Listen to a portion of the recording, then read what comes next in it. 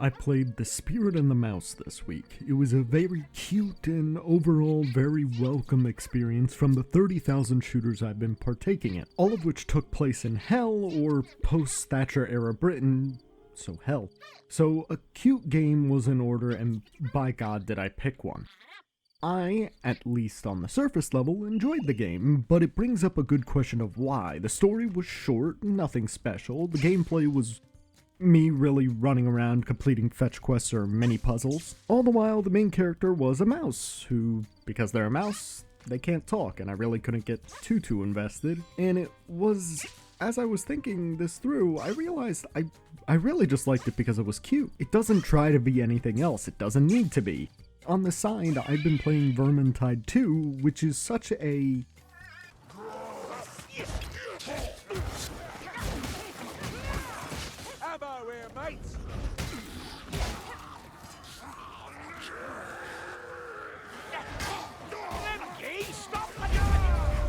While, this game is cute.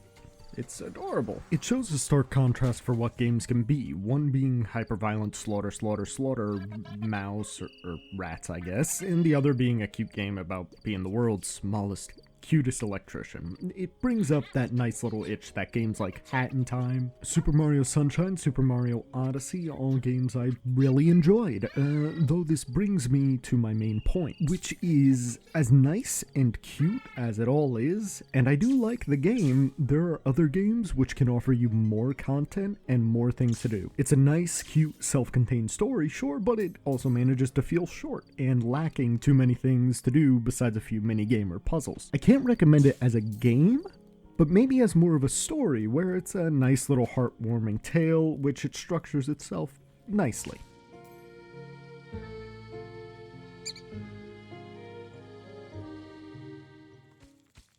Now let's do a little double review. I also looked over the indie game Dome Keeper, which is... it's okay.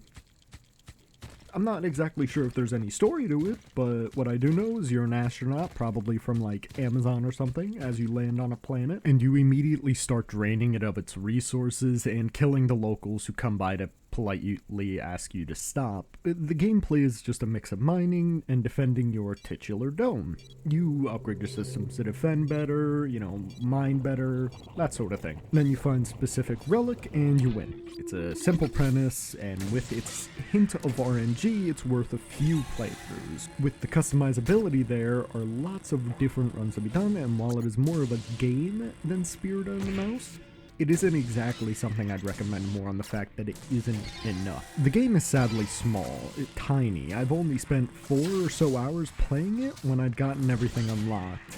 Maybe I'm missing something drastic, but I hadn't found anything after another 4 hours on top of that. And while it's fun, it's something that's easily digestible and it goes down quickly, just as quickly forgotten about. Not to mention, it suffers from its limited changes being subpar. The dome's weapon, for example, has 2 different choices: a laser, which you use to blast and stun targets at any range, or a sword, which if the target's far away, you have to shoot the blade out and inevitably miss, in which it takes forever to recharge, and if the target is up close, you just have to flail it around wildly, and it just doesn't feel intuitive or good at all. It feels like a downgrade. Yes, while you can hit multiple enemies with it, it still feels wimpy. And along with, since it's a roguelite, you end up having to rely on RNG a lot. That is the nature of roguelites. Roguelites tend to be, you have to have different enemies, upgraded enemies, different layout, different weapons, different upgrades. Yes, the layout changes every run,